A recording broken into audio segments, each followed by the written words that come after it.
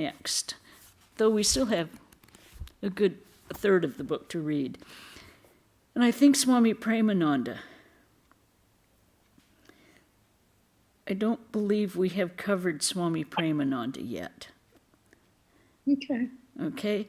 And we're deciding between the book that Swami Prabhavananda wrote, which I think probably will be the one we'll read, because I'm a little biased in his favor.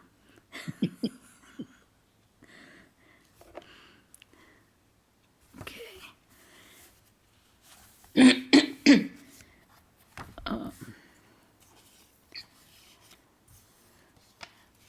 Okay.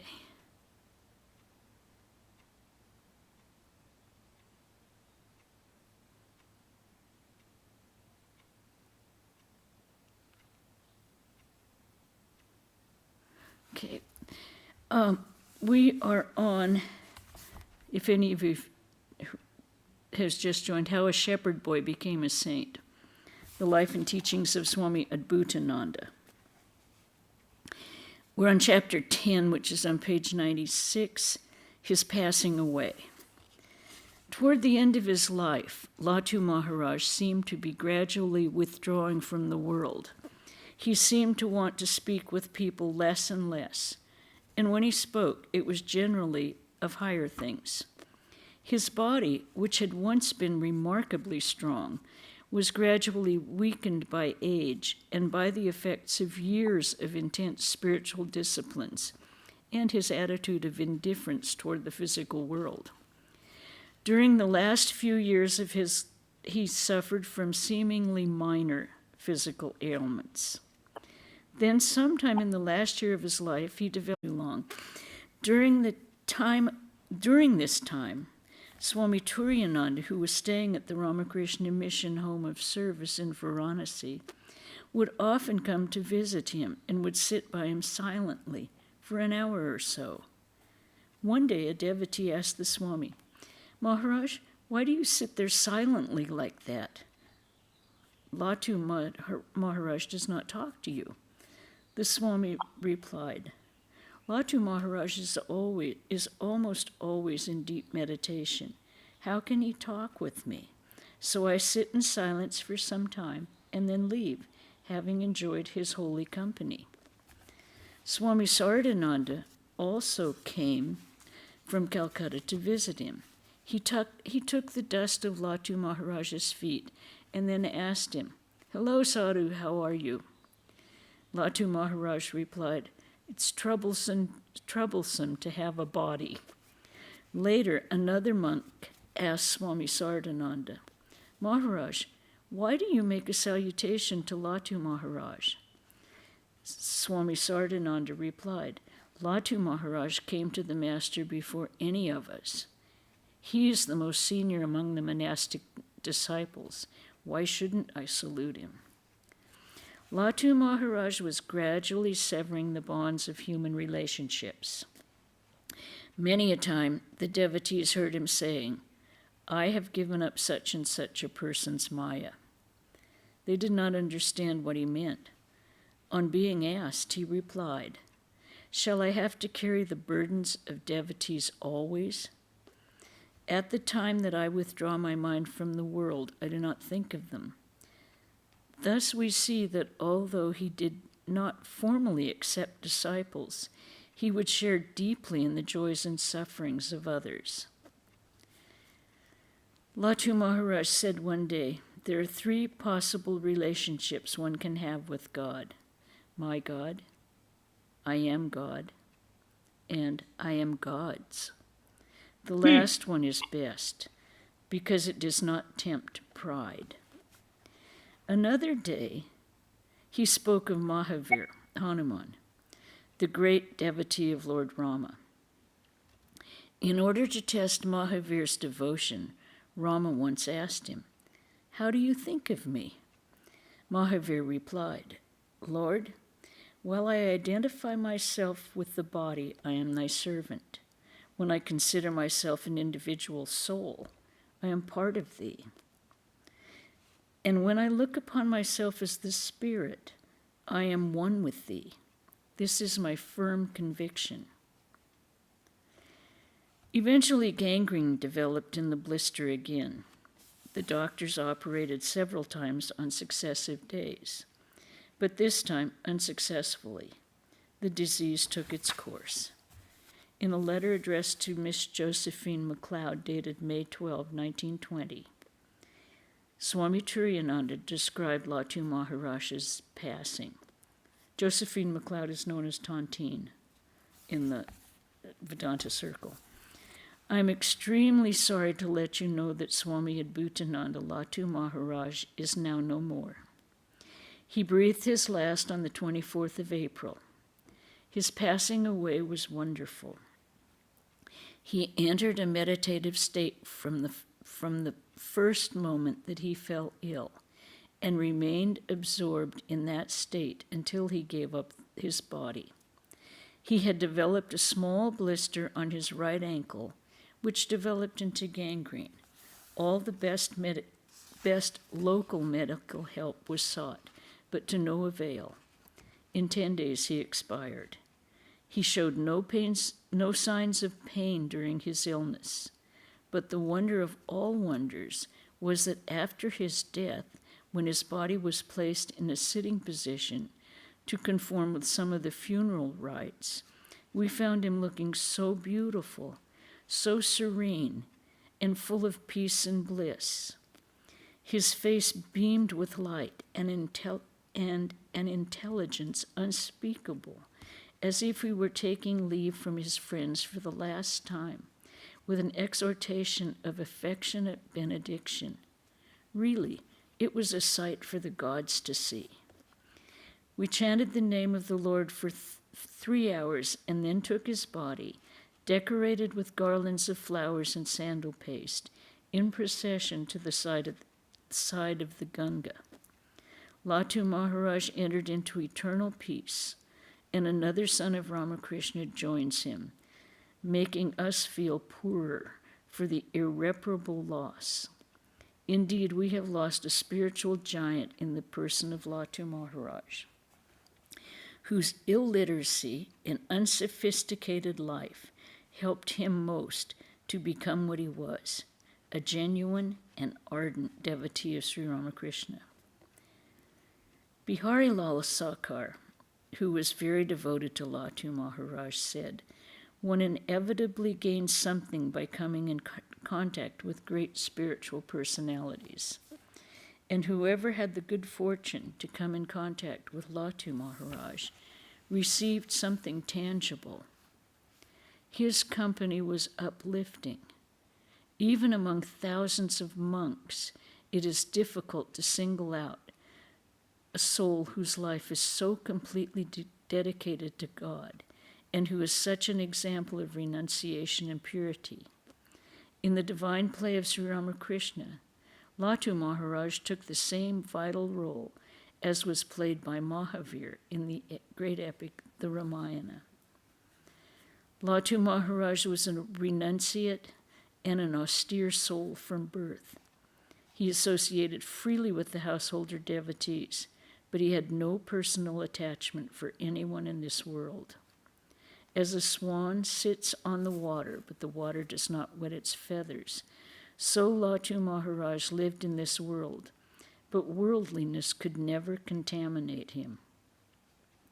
His love, compassion, and same-sidedness with regard to all were the main traits of his character. I think Mahendranath Datta recorded in his book on Latu Maharaj. Latu attained abundant spiritual power through spiritual disciplines. It was this power which manifested itself in various ways in his lucid explanations of the truth and would make people spellbound. We saw him transform gradually into a veritable personification of love. He kept his door open to all. Even those known for their wickedness would receive his love and sympathy. Outwardly, he remained the same old Latu, but inwardly he became a great saint, full of love and bliss. Swami Brahmananda once said of Latu Maharaj, "How many monks can you find like him? So austere, so strict in observing the disciplines of a holy life. True, he keeps up a rough exterior. That is to avoid having a crowd of people around him. But inside he is all love and kindness. Associate with him only a few days and you will find that he is free of egotism. One has the opportunity for the company of such a holy man only through great merit earned in previous births. The holy company you keep, the spiritual talk you hear, all make an impression on your mind. In the course of time, you will realize the effects of these things and the momentous changes that they will bring about in your life. A bumblebee hiding in a fragrant flower offered in the worship touches the feet of the Lord. Similarly, by the grace and association of a holy man, one surpasses even the gods and attains liberation." I think it's interesting when it was said Latu Maharaj, whose illiteracy and unsophisticated life helped him most to become what he was, a genuine devotee. He didn't have the mental confusion. He gave his life to Ramakrishna, and that was it. Okay, now we are starting on Latu Maharaj's advice and teachings. Now remember, he never went to school. He used to come and work for Sri Ramakrishna when he had all the time and asked his master if he could just live with Sri Ramakrishna. And luckily his master was a devotee and said, yes, of course. So here is his advice. I'm going to put his picture up. This is not going to show too much. But he was a very gruff-looking man and had a kind of a look on his face.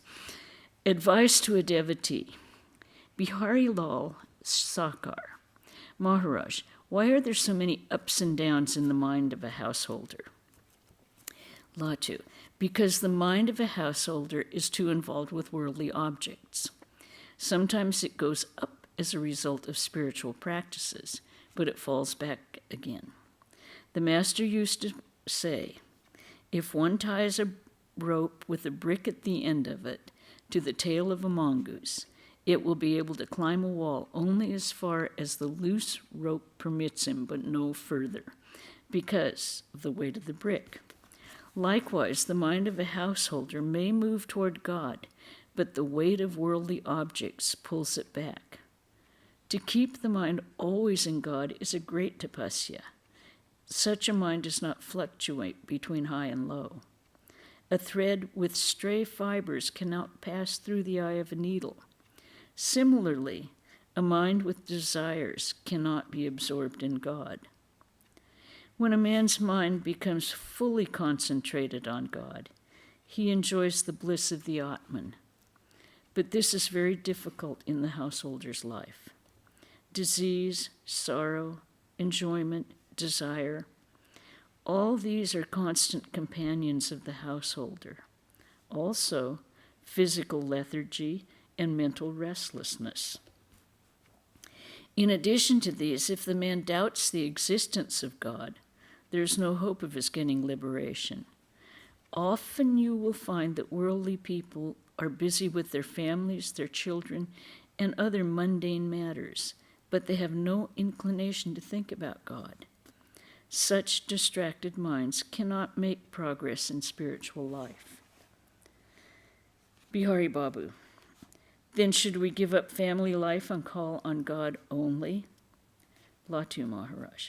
Why should you give up your family? Doesn't one's family belong to God?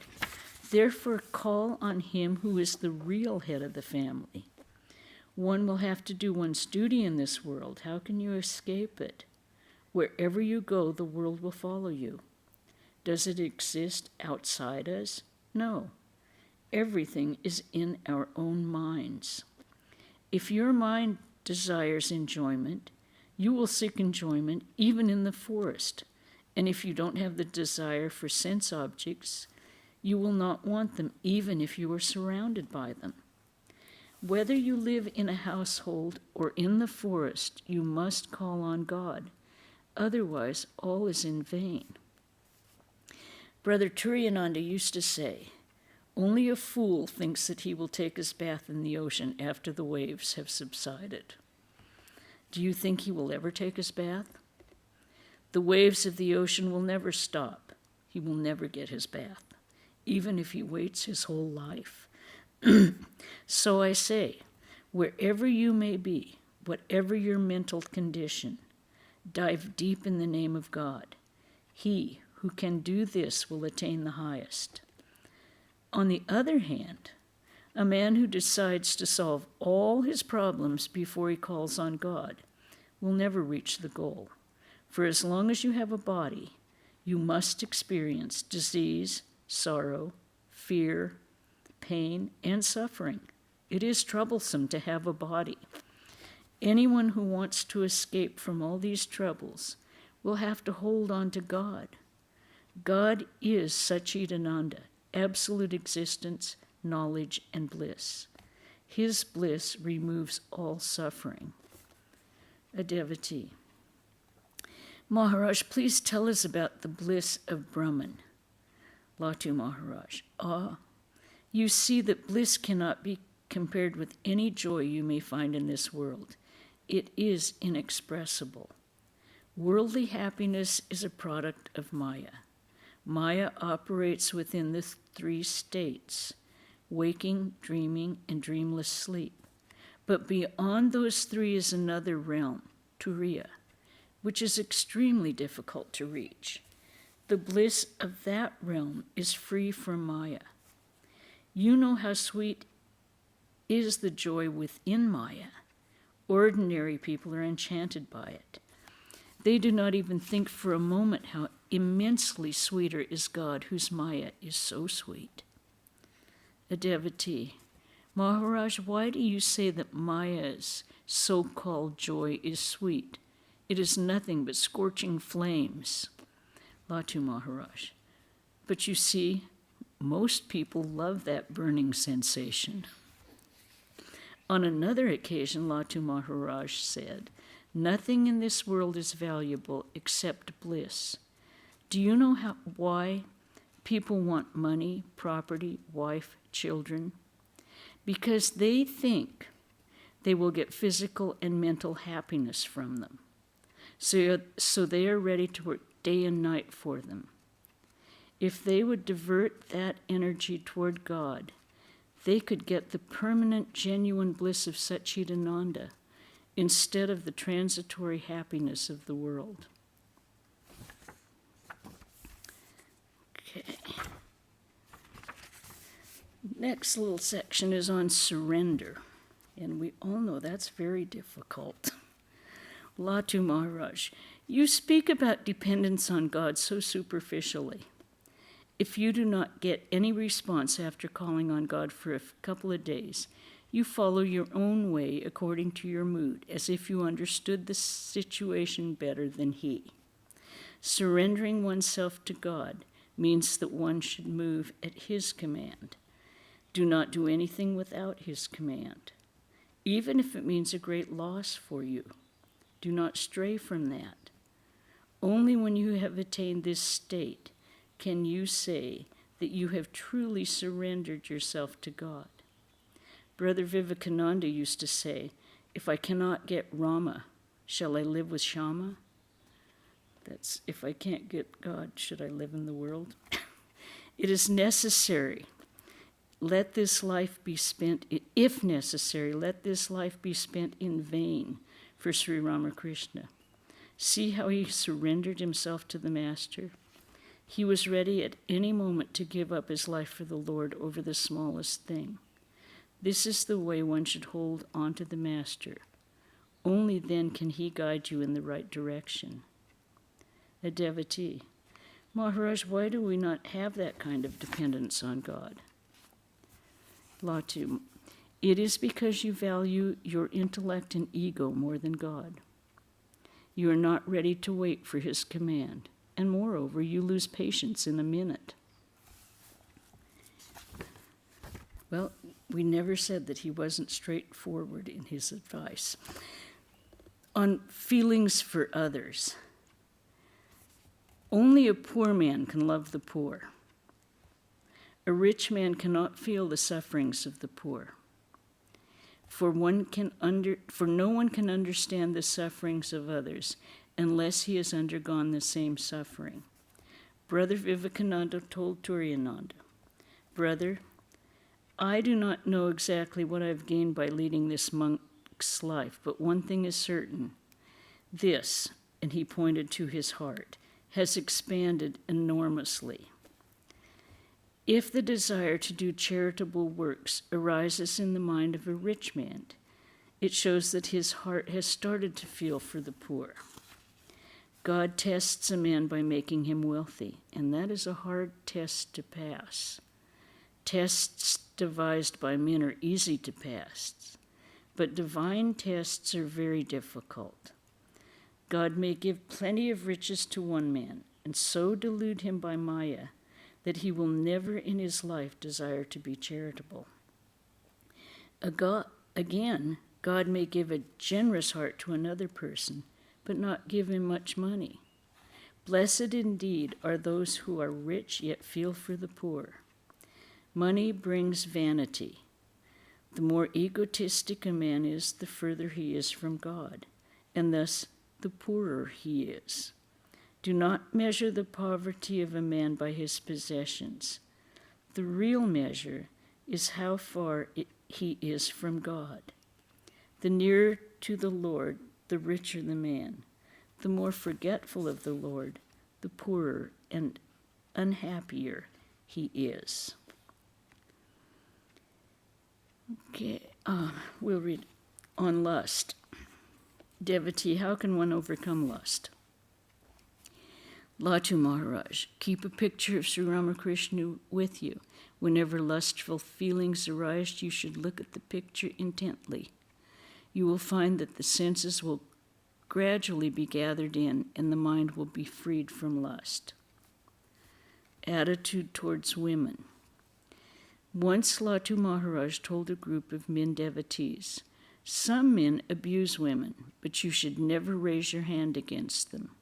You do not know how much they bear. They are forbearance itself. If you abuse them, where shall they turn? They are aspects of the Divine Mother, and if the Mother is insulted, the Lord is displeased. Thus your well-being lies in making them happy. Their tears will ruin you, as Sita's tears destroyed the whole of Ravana's people." On restlessness. Now, I think all of us have encountered some restlessness. Latu Maharaj once said to a restless devotee, "Why do you think of all sorts of nonsense when you can sit and meditate? Can't you whip your mind? Even if you cannot control your mind and you become disgusted, please don't leave your seat. For if you get up from meditation with that attitude of disgust, you will be in a bad mood all day, and you will feel like beating one person, scolding another, and speaking harshly to a third. The Master told us, do not get up from your seat immediately after meditation. While you are still sitting on the asana, sing devotional songs for 10 or 15 minutes, and then you will feel calmness in your mind throughout the day."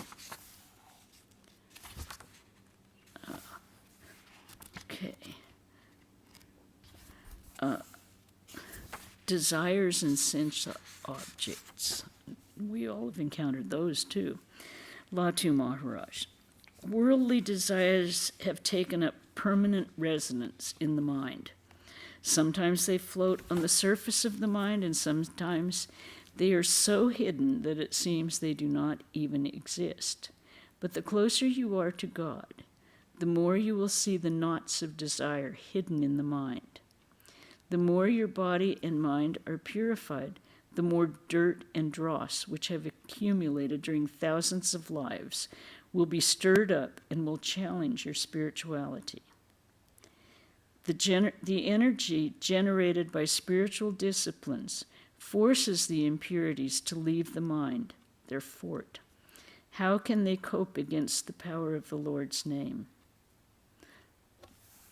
The other example that Ramakrishna always gave was pouring pure water into the inkwell until all of the residue goes out and it's pure water in the inkwell. You see, the desires are very shrewd. They take possession not only of the mind of a person, but his sense organs as well. As soon as desire is aroused in the mind, the sense organs are awakened. The eyes want to see, the ears want to hear, the tongue to taste and speak, the nose to smell, and the body to feel. The hands want to work, and the feet carry the person to where the object is. The other sense organs are alert, and whenever the opportunity comes, they also enjoy. Do you know what the mind does? It conjures up enticing pictures with the imagination.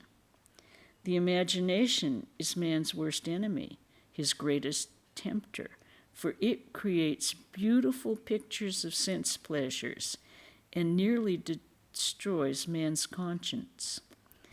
Thus man is drawn to sense objects. Therefore, if you want to control the desire for worldly things, control the imagination and don't be deluded by sense enjoyments. A devotee, but how can one control the imagination? Latu Maharaj, the imagination can be controlled by withdrawing the mind from the object, although that will not still the mind.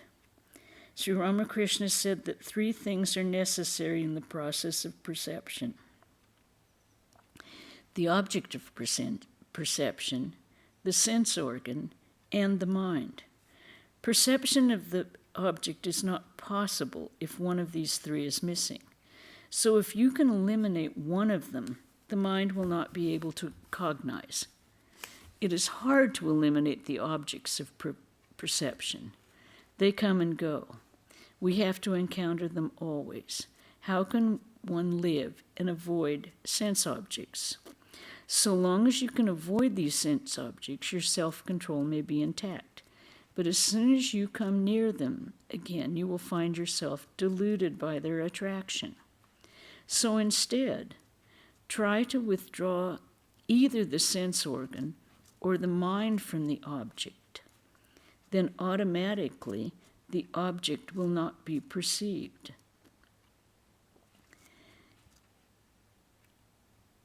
It's often given as an example that a saint can never see a sinner because it's not in their consciousness, or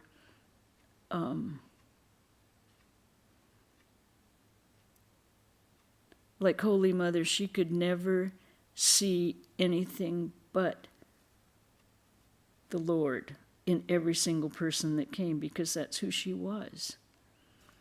You don't see the faults in others, you don't see their differences, you don't see anything, because you have controlled your mind and the attraction to whatever it is.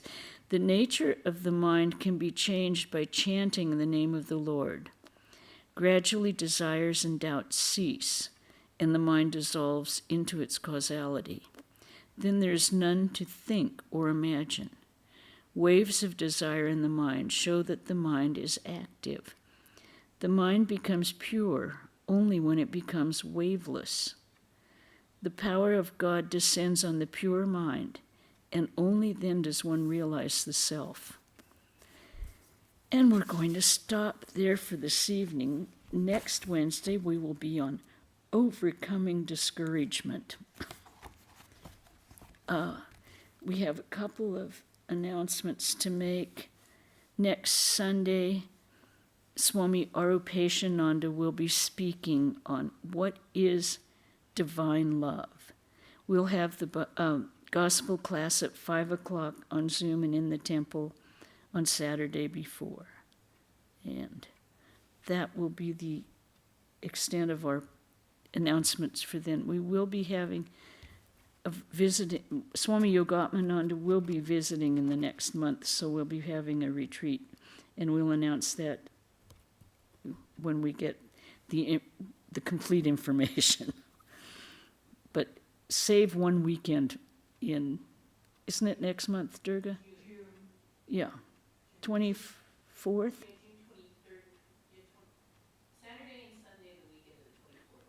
Saturday and Sunday, the 24th and 25th, I believe. And his topic will be, on Saturday's retreat, is The Prophet by Khalil Gibran. So, it should be very interesting. Yeah. Yeah. Any questions about what we read today? John? Set me off. It takes too long, and I'm sure you can defeat the questions, but poor is better than rich for finding God, and evidently from what I'm getting, ignorant is better than educated. But I'm thinking about Vivekananda, who's absolutely brilliant and thoroughly educated. Is there direction here? No. No, there's no contradiction there. Latu Maharaj was an exception, but oftentimes if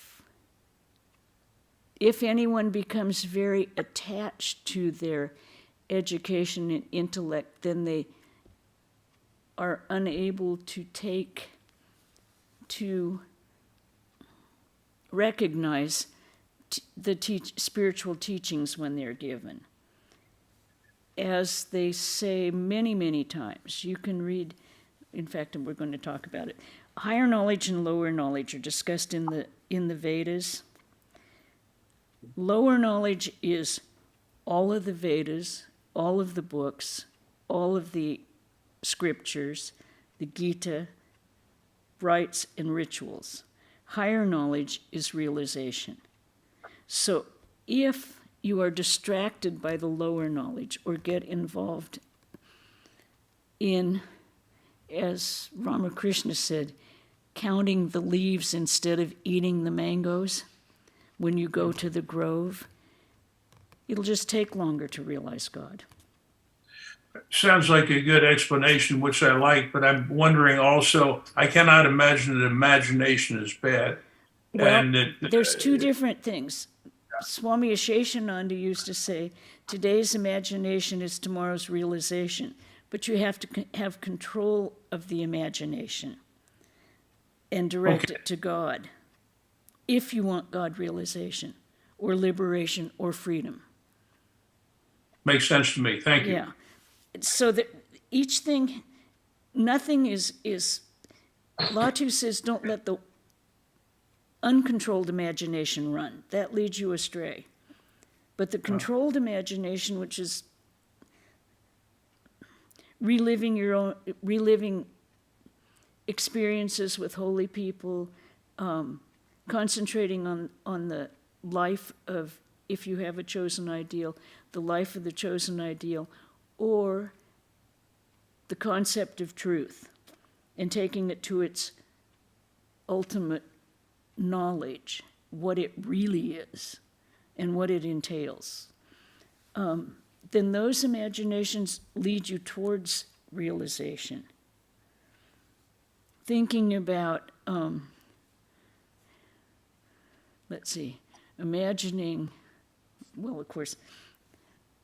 imagining book plots does not necessarily lead you towards God. Imagining a vacation does not necessarily lead you towards God. Or just plain daydreaming does not lead you towards God. Those are uncontrolled minds. And we all are pretty much of the first thing we have to do by any means we can is control the mind. Because we are not the mind, we are the spirit beyond the mind. But the mind is, we have to use it to get beyond it. If your analogy of rich and poor applies to the mind, it leads me to think how great Vivekananda must have been with his brilliance to have also overcome the rest. Oh, he had no ego. He had no ego at all. His ego was completely in Sri Ramakrishna.